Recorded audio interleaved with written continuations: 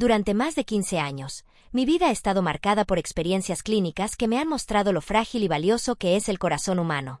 Sin embargo, hoy no quiero hablar de lo que ocurre en un quirófano, sino de algo que se esconde en un lugar mucho más cercano, el botiquín de casa. Existen medicamentos que millones de personas consumen casi sin pensarlo, convencidos de que son tan inofensivos como un caramelo. Se usan para un dolor de cabeza, para la acidez de estómago o para aliviar los síntomas de un resfriado. Y, sin embargo, detrás de esta aparente normalidad se esconde un peligro real. Algunos de estos fármacos pueden debilitar silenciosamente el músculo más vital que poseemos, el corazón. No se trata de sustancias exóticas ni de terapias experimentales. Hablamos de medicamentos que cualquiera reconocería: analgésicos, protectores gástricos, descongestionantes nasales. Precisamente porque son tan comunes, el riesgo pasa desapercibido. Y, sin embargo, la ciencia ha demostrado en repetidas ocasiones que, sobre todo después de los 60 años, su uso continuado puede aumentar la probabilidad de sufrir graves problemas cardiovasculares. Mi objetivo no es asustar, sino aportar claridad. La verdadera amenaza no es la enfermedad en sí, sino la desinformación que nos impide reconocer los peligros cotidianos. Por eso quiero guiarte a través de 5 categorías de medicamentos de uso común que representan un riesgo subestimado para el corazón, explicando por qué pueden ser peligrosos, cómo actúan y qué alternativas más seguras se pueden considerar. Comencemos con el primer grupo, los antiinflamatorios no esteroideos, conocidos como AINE. Son quizás los medicamentos más presentes en cualquier hogar. Nombres como ibuprofeno, naproxeno o diclofenaco nos resultan familiares porque los usamos para dolores musculares, artritis, dolor de cabeza o dolores articulares. Funcionan, no cabe duda. Pero tomarlos sin control, especialmente a partir de cierta edad o en presencia de hipertensión, equivale a jugar a la ruleta rusa. ¿Por qué? Estos medicamentos bloquean ciertas sustancias responsables de la inflamación, pero al mismo tiempo interfieren con los mecanismos que protegen los riñones y los vasos sanguíneos. El resultado puede ser devastador. El cuerpo comienza a retener agua y sal, aumentando de forma repentina el volumen de sangre que el corazón debe bombear. Si pensamos en el corazón como en una bomba, es como obligarlo a empujar contra tuberías ya sometidas a presión. Un corazón joven puede resistir, pero uno más envejecido corre el riesgo de ceder. Además, los AINE pueden estrechar los vasos sanguíneos y elevar la presión arterial. Incluso quienes no sufren de hipertensión pueden encontrarse con valores más altos tras un uso regular. Y quienes ya toman fármacos antihipertensivos corren el riesgo de que su efecto se anule, sin darse cuenta. Las estadísticas son claras. Dosis elevadas de ibuprofeno o diclofenaco se encuentran entre las más asociadas a eventos cardiovasculares, mientras que el naproxeno a bajas dosis parece ser ligeramente más seguro, aunque el riesgo nunca desaparece del todo. Hay, además, otro problema. Algunos AINE pueden anular el efecto protector de la aspirina en dosis bajas, que muchas personas toman para prevenir infartos. ¿Qué hacer entonces? La solución no es ignorar el dolor, sino hablar con un profesional. En algunos casos el paracetamol es suficiente. En otros, cremas y geles antiinflamatorios que actúan de manera local reducen el riesgo sistémico. Y cuando un AINE resulta realmente indispensable, la regla de oro es clara: la dosis mínima eficaz durante el menor tiempo posible. Después de haber visto los riesgos relacionados con los antiinflamatorios, pasemos a otra categoría de medicamentos que millones de personas toman cada mañana, a menudo durante años, convencidos de que son una especie de escudo protector: los inhibidores de la bomba de protones, conocidos como IBP. Hablamos de principios activos muy difundidos como omeprazol, pantoprazol o lansoprazol. Su tarea principal es reducir la acidez gástrica, y se prescriben para el reflujo, la gastritis o para proteger el estómago de otros fármacos más agresivos, como precisamente los AINE que acabamos de mencionar. Parecen inofensivos, tanto que muchas personas los toman casi como una rutina diaria, sin hacerse ya preguntas. Pero la realidad es distinta. Si se usan a largo plazo, pueden generar consecuencias inesperadas, especialmente para el corazón. Imaginemos a una mujer de unos 68 años que lleva años tomando una pastilla de omeprazol cada mañana para combatir el reflujo. Todo parece funcionar, ya no hay ardor, ya no hay molestias.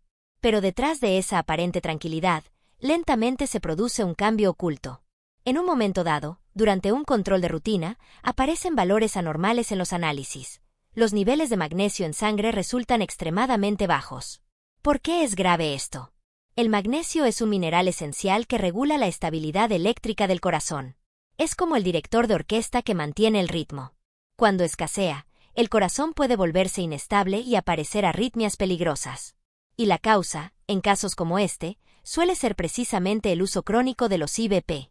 Estos fármacos, al reducir la acidez del estómago, también dificultan la absorción de nutrientes fundamentales como el magnesio.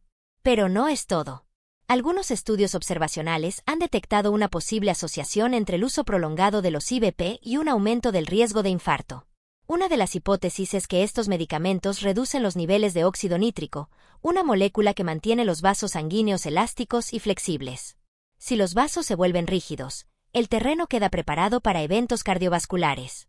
Hay además otro aspecto. Los IVP pueden interferir con la eficacia de ciertos fármacos fundamentales para quienes ya han tenido un problema cardíaco, como los antiagregantes. Esto significa que una pastilla tomada para proteger el estómago puede, indirectamente, reducir la protección del corazón. El verdadero problema es que su uso se ha banalizado. Estos medicamentos fueron concebidos para terapias de corta duración, de 4 a 8 semanas. Y, sin embargo, hoy millones de personas los toman durante meses, incluso años, sin reevaluar nunca si siguen siendo necesarios. A menudo, la solución podría pasar por cambios en el estilo de vida, mejorar la alimentación, reducir el consumo de alcohol y café, comer en horarios más regulares. Pero para muchos, la pastilla parece el atajo más sencillo. El mensaje importante es este: no se debe interrumpir bruscamente un IVP después de años de uso, porque el reflujo podría volver con mayor intensidad. La elección más segura es hablar con un profesional. Preguntar si realmente es indispensable continuar, si se puede reducir la dosis o si existen alternativas. Y si el medicamento debe tomarse a largo plazo, es fundamental controlar periódicamente los niveles de magnesio en sangre para evitar consecuencias silenciosas. La lección es clara: incluso aquello que se vende como protector puede tener un lado oculto. La protección del estómago no puede transformarse en un riesgo para el corazón. La verdadera protección nace del equilibrio y de la conciencia. Después de hablar de los protectores gástricos, llegamos a una categoría de medicamentos que casi todos han utilizado al menos una vez en la vida: los descongestionantes orales contra el resfriado. Aquellos que prometen liberar la nariz tapada en pocas horas y ayudarnos a respirar mejor durante la noche. Sustancias como la pseudoefedrina o la fenilefrina están entre los ingredientes más comunes. Pero detrás de esta promesa de alivio inmediato se esconde un precio que puede ser muy alto, especialmente para quienes tienen más de 60 años o padecen hipertensión. Imaginemos a una mujer anciana que toma un medicamento de venta libre para combatir un fuerte resfriado. En los 2 primeros días nota de inmediato el beneficio, consigue respirar mejor y siente que la congestión disminuye. Pero casi sin darse cuenta, empieza a notar que el corazón le late demasiado fuerte, la cabeza le da vueltas y aparece una sensación de agitación. Cuando es llevada a urgencias, los valores de presión arterial son peligrosamente altos y el ritmo cardíaco está completamente irregular. ¿Por qué ocurre esto? La respuesta es simple y al mismo tiempo inquietante. Estas sustancias actúan como vasoconstrictores, estrechan los vasos sanguíneos. En la nariz esta acción es útil, porque reduce la hinchazón y permite respirar mejor. Pero el fármaco no se queda confinado en las vías nasales, se distribuye por todo el cuerpo. Esto significa que los vasos sanguíneos se estrechan en todas partes, y eso aumenta la resistencia contra la que el corazón debe bombear. Es como intentar hacer pasar agua por una manguera que de repente ha sido aplastada, la presión aumenta y la bomba debe trabajar mucho más. Y no solo eso. Estas sustancias también son estimulantes. Obligan al corazón a acelerar los latidos y a volverse irregular. Para un corazón joven y sano, esto puede pasar desapercibido. Pero para un corazón ya debilitado por la edad o por enfermedades preexistentes, puede ser el golpe definitivo. En los últimos años, varias agencias reguladoras han lanzado advertencias sobre los riesgos de la pseudoefedrina y la fenilefrina. Algunos estudios incluso han relacionado su uso con síndromes raros, pero graves que implican el estrechamiento de los vasos sanguíneos en el cerebro, con consecuencias potencialmente fatales. Esto confirma lo potente y sistémico que puede ser el efecto de estos medicamentos. El verdadero problema es que están disponibles sin receta. Muchas personas los compran en el supermercado o en la farmacia como si fueran simples caramelos, sin leer las advertencias y sin pensar que una pastilla para destapar la nariz pueda convertirse en una amenaza para el corazón. Y, sin embargo, sobre todo después de los 60 años, o en presencia de hipertensión, arritmias o enfermedades cardíacas, el riesgo es real. Afortunadamente, existen alternativas mucho más seguras. Aerosoles nasales a base de solución salina, inhalaciones de vapor, el uso de humidificadores en casa, o bien aerosoles nasales con corticoides que actúan de manera local sin afectar a todo el organismo. Son soluciones quizás menos inmediatas, pero infinitamente más seguras para quienes necesitan proteger la salud del corazón. El mensaje es claro: el alivio temporal para la nariz no puede convertirse en un peligro para la vida. Respirar mejor durante unas horas no vale el riesgo de una crisis hipertensiva o de una arritmia. Saber esto significa poder elegir con conciencia y, sobre todo, proteger el corazón de riesgos evitables. Otro capítulo delicado se refiere a los medicamentos utilizados para la salud mental. Algunos antidepresivos más antiguos, en particular los tricíclicos como la amitriptilina o la imipramina, todavía se prescriben no solo para la depresión, sino también para dolores crónicos de origen neuropático. La depresión en sí misma es un factor de riesgo para las enfermedades cardíacas, por lo que tratarla es fundamental. Pero la forma en que se trata puede marcar una gran diferencia. Estos fármacos tienen un lado oculto.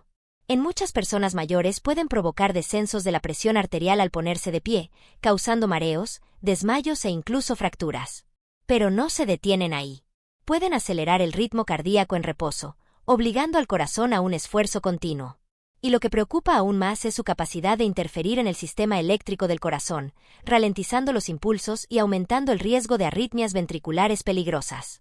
Precisamente por estos motivos, hoy en día ya no se consideran la primera opción en la terapia antidepresiva de los ancianos, aunque siguen utilizándose en algunos casos particulares.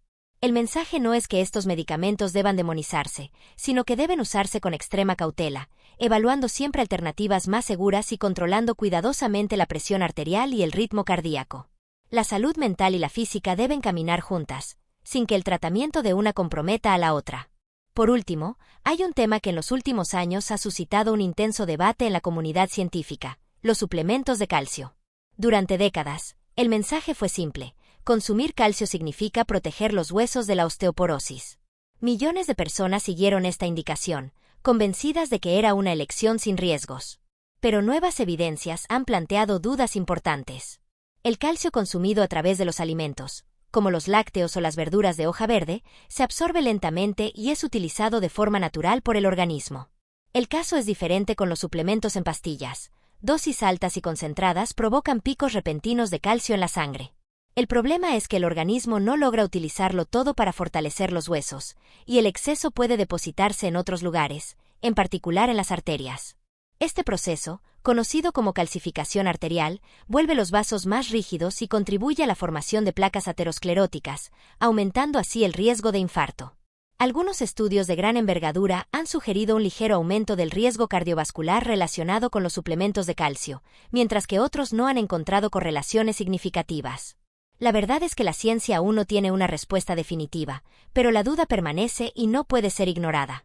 La lección, sin embargo, es clara: más no significa siempre mejor. El calcio alimentario sigue siendo la fuente más segura, y cualquier suplemento debería evaluarse con atención, nunca tomarse por iniciativa propia y siempre equilibrarse con el riesgo cardiovascular. Hemos recorrido, por lo tanto, 5 categorías de medicamentos muy comunes: antiinflamatorios, protectores gástricos, descongestionantes, antidepresivos tricíclicos y suplementos de calcio.